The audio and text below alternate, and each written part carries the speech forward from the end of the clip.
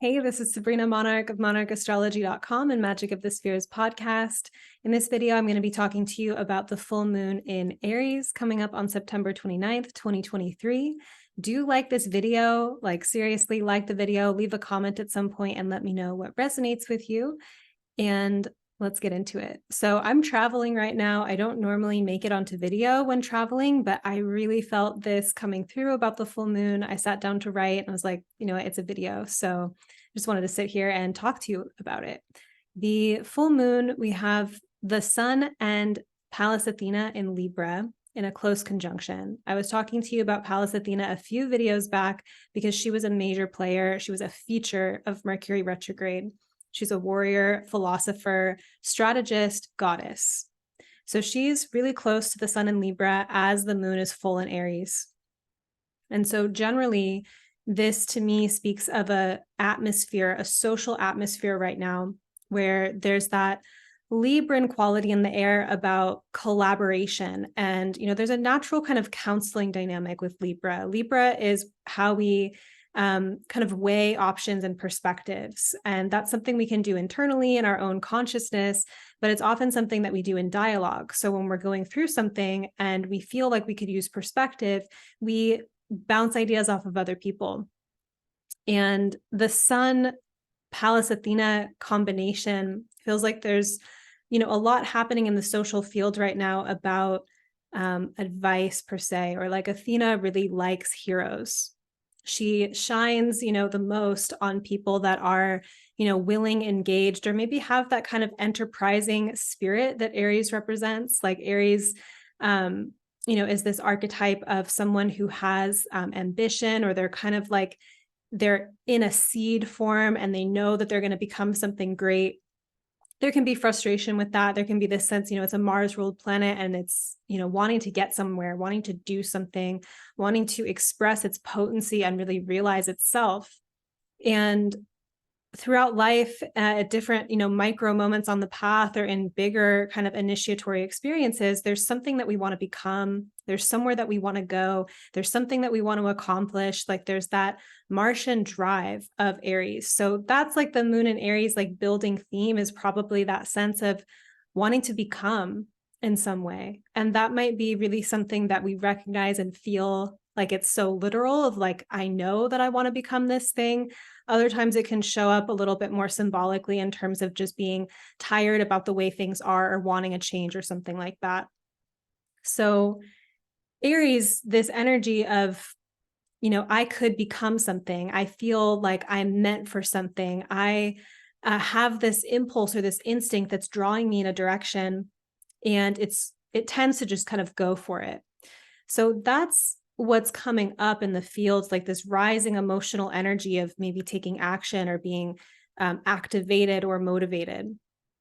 But the relational field with Athena, this warrior strategist who likes heroes, imagine, either you, who I'm talking to right now, like maybe you are very strategic or have sight, and that when someone recognizes your sight and that they're going to you believe in them and you see them out there doing their thing, like there's this kind of natural desire to want to help them. And so that's kind of the spirit, I think with Aries, you get these impulses that you want to do something, you don't know how it's possible, but you start to set out on the path, even though there's not that much of a net. And there's some obstacles, there's some difficulties, there's some resistances, but you do tend to attract guides or people that look kindly upon your endeavor, right? And Pallas Athena is like one of those deities or one of those archetypes where if she sees that you're already trying or that you have motivation or that you are engaged in a process, that archetype or people who embody that archetype tend to want to support you. So the relational field, Sun, Pallas Athena, there's something going on, I feel like, around these collaborative conversations that are being had around goals, desires, processes that individuals are having. And they're going to their friends or they're going to their teachers, going to their community for advice and for counsel. Or it could totally be unsolicited, right? I'm thinking about either, these different situations where you're connecting with your friends, you're talking about your goals, you're getting motivated, you're getting excited, you're talking to people who have the perspective that you need, and you feel like things are possible and you're feeling lit and alive, right? Or there can be the situation where, you know, that proverbial kind of like the family member who has their vision of who you should be, and they give you advice and strategy related to their consciousness, and you feel it and you're like, that's not who I am. And that moon in Aries, like emotional rising mood at the moment, is getting pissed of like, you don't see me. I need to separate from your perspectives. I need to separate from your strategy. You're so misattuned. Like, this is not what I want to hear. Versus when it feels like there's more of a sync or a collaboration and that excitement that can happen. And so those are two different extremes of like the advice, the counsel is, you know, lighting your fire, you feel amazing, you feel supported, versus when it feels misattuned and it's pissing you off, right? So those two extremes. But that had me thinking about the Aries Libra axis. And I've been getting really deep into this axis recently, as you may have noticed, because of the emergence journey that I'm currently guiding. That's about a visionary experience about Aries and Libra. So these are signs that I've been thinking about and playing with at depth recently in particular. And something that's inspired me recently about this axis is the friendliness of conflict, right? Like we think about Aries, and the moon in Aries emotional mood is like, I'm mad, I'm agitated, I'm triggered, you know, it's like a moon in Aries, it's like it's running hot. And what's our capacity, Libra, to relate to that? At an internal level, I'll get back to the relational part, but just at an internal level, when we are feeling that upset, this might be a place that we tend to even reject ourselves of like, I don't want to feel this way. I just want to soothe it. I want to feel better.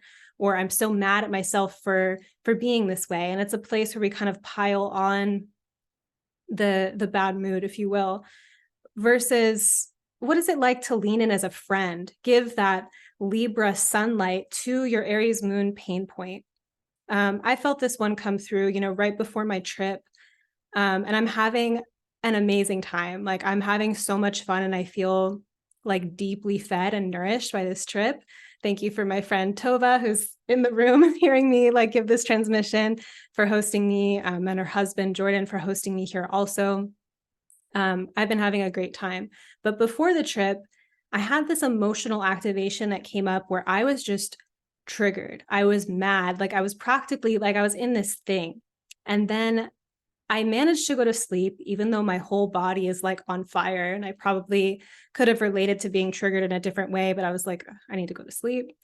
Wake up in the middle of the night to neighbors 3 stories down, like arguing in the street, so loud that I can hear the exact dialogue of what they're saying. And it was tripping me out because I'd fallen asleep in such a weird mood. You know, I'm sitting with this spot, and a teacher of mine the next day that I talked to told me, like, try going into it, right? Like all these strategies that you're imagining to make the situation better is just another way to avoid the thing that you're feeling. And you'll, you know, continue to kind of attract it in some way, in that way. So go into it. And it reminded me of like all these different alchemical experiences that I've had in my life about when I'm feeling a type of emotional or physical pain, to just bring my presence. Presence is a very solar thing, and attention right into it, right? To like actually want to feel it, to become friends with it. So bear with me with the sun in Libra, the sun shining fully on that moon in Aries. This is an opportunity to connect, to be friends, to relate. A Venus ruled sun to an emotional hot point, whether that is something that you can really name and describe, you know, as a story, as an emotion, or maybe it's a physical sensation in the body, but to bring attention and presence to it. Now, if we connect this then to like the relational field, it's this process of how is that hot moon in Aries showing up in a Libra context, right? Like inside of our dialogues, inside of our connections, Libra brings different, you know, it's this compare and contrast energy. So maybe we witness someone, we interact with someone, and we feel so inspired by them that we're excited, and we can't help but to, you know, glow and reflect back how amazing we feel about the interaction. Or maybe you're looking at someone's social media from a distance and their persona, their energy, their talents really triggers you. And now you're thinking like, I want to become that or something like that. Like, I want to live up to my potential in that way. And that moon in Aries, is getting hot, whether it's for better, positive or negative in its expression. It could also be little disagreements or bigger disagreements inside of relationship where you feel misattuned to, not seen.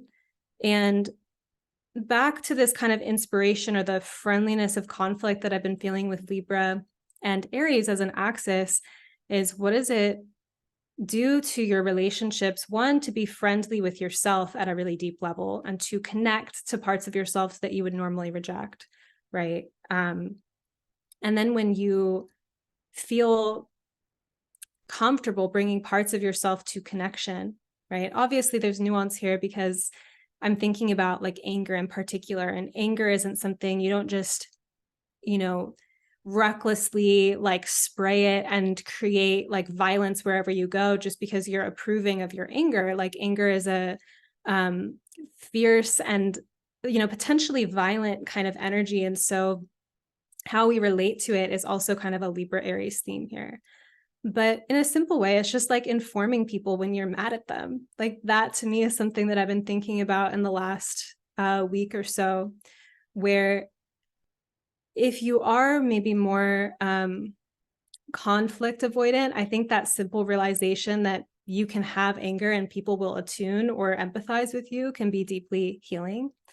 But also, we think about the balance that Libra is attempting to create and maintain.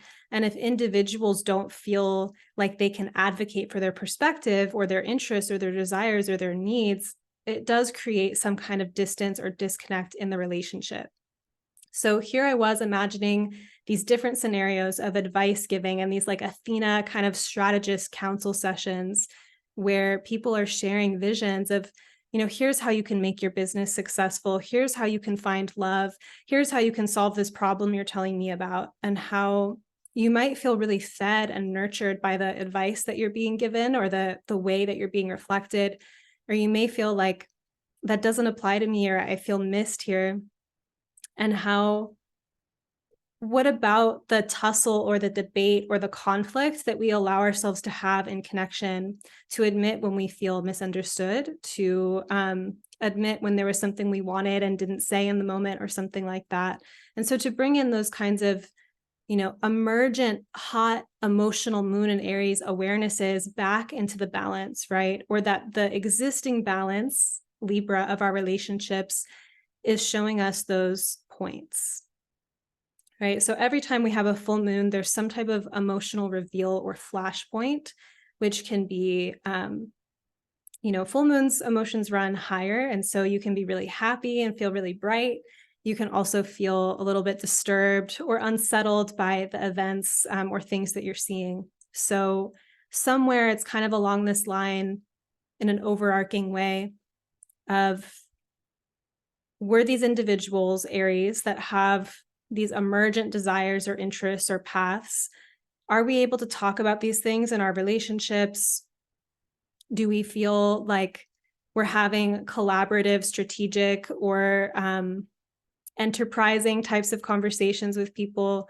And where's there some space for adjustment or new perspective and how we're approaching it?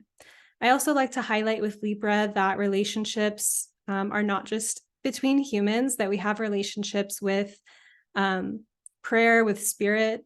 I think, this is a helpful one for me to remember because I do think of myself as someone who prays often.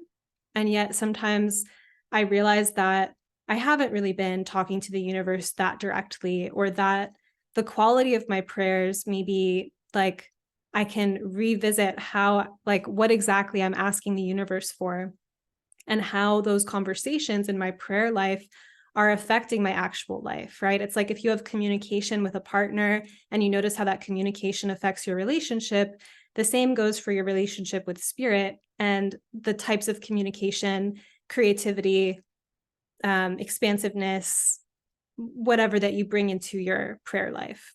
We also have relationships with like plants or herbs. We have relationships with books or ideas.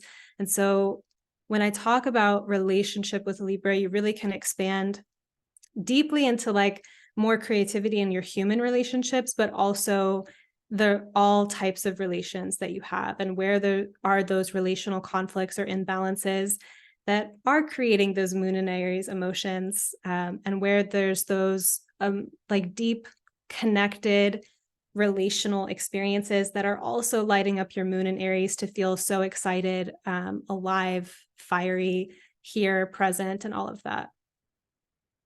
So that is essentially my transmission about the full moon, but there's a few more things I want to talk to you about. One is that seriously, if you're watching this and you haven't liked the video, please like it. It really helps everything about this channel. I also want to ask you, as inspired by a conversation that I was having since I got here with Tova and Jordan, about if you love this episode, if you love the YouTube channel or my transmissions, like to tell a friend about it, to share these videos, to make an Instagram story or something like that and tag me. Like anything you do along those lines to support this work is not just an act of reciprocity that's like helpful to me in so many ways, but it does touch my heart. I do notice each one of you who interacts with me. I remember your names. I track you. I see you. I don't mean that to sound weird, but I mean just literally, like, I think out here creating videos and whatnot, people have ideas of, how big my audience is, or like what my life is like or whatever. But truthfully, like day to day, I feel like I actually am in a lot of connection and relationship with people in my audience, especially when you make yourself known, right? Like if I haven't ever talked to you, sometimes you come to me and you're like, I've been following you for years, and it's like our first interaction. But the reality is I do notice you. I remember you, and relationships in my work matter really deeply to me. So when you leave a comment, I really appreciate it. But also when you share the word about my work and bring other like-minded people here, I really, really appreciate it. So then another thing is that opportunities to study with me are upcoming. My Evolutionary Astrology Intensive is beginning its 12th cohort, this time inside of an expanded container called Diviner. So the Evolutionary Astrology Intensive is an opportunity to, in a pretty like structured, guided way, learn the language of evolutionary astrology, right? The cosmology of this soul-centered astrology, how to read natal charts from the perspective of the soul, learning like the deep transmissions of the planets and signs and aspects, and how to put everything together, like how to really begin interpreting astrology for yourself and having your own relationship to it. It's an all levels program. So I also have more advanced students that come in who already have like a really deep relationship to astrology and just want to deepen with me in particular, with evolutionary astrology. And I also have beginners, like people that don't know how to read natal charts, or people that have been studying things and they just want to know how to put it together. The way to tell if the class is right for you is just if you resonate with my transmissions and you feel this desire to grow as an astrologer, and you want to go on this journey to have your own relationship that's deeply like connected and attuned to you, right? Where you can learn from books or learn from teachers all you'd like, continuing on, but that you have your own like phoning home to the different planets or signs, like you can have your own conversations with them and actually really attune and feel them. And so after we go through that 4-month experience, the reason that I created then Diviner, which is a year-long program where new students, like if you're an alumni of mine, you can join Diviner at any time. But new students after those 4 months get to continue on, and we keep learning like new workshops or practice what we learned in the intensive. And this is inspired by all the experience I've had in the last few years creating new workshops for my advanced students all of the time in programs like Meteorite. So it's kind of like this intellectual, astrological, mythic salon where we deepen into our practice and explore all the new like places that we can really travel and fly to once we speak this language. So what I would say or like highlight about both of these programs, which are open right now, Diviner if you're already an alumni of mine, or the Intensive and Diviner if you're new to me, is that I really encourage all of my students and support all of my students in finding their own fluency, their own style, their own transmission. And that comes from being able to read these things for yourself, like taking in the transmissions, but also we're in dialogue about how it affects you, what it makes you think about, what's going on in your life, how that connects to your transits. So it's actually quite like a connected experience. And the conversations and in class and outside of class, a lot of friendships form, and it's been one of my favorite things really about astrology in the last years that I've been teaching, to create these communities and support people in having this deeper access to a craft that doesn't just give you understanding, but really opens up the door to the magical realm and infuses your daily life, your waking life, your dreams with so much synchronicity and capacity to track meaning and to really deepen into the spiritual adventure, the particular spiritual adventure and assignment of your life. So the way to sign up at this point is through an application. You can also email me, Sabrina@monarchastrology.com, if you'd like to start a conversation. I'll leave the link in the notes also for the course page about the Evolutionary Astrology Intensive, which includes student testimonials from people who have taken it over the years. Again, I'll leave a link for the application, and you can also email me, Sabrina@monarchastrology.com, if you have any questions or want to start a conversation with me. Thank you so much for watching this. I enjoyed just going off here with these emergent full moon and Aries themes that I've been tracking on this trip. Let me know what you think in the comments, and thanks so much for watching.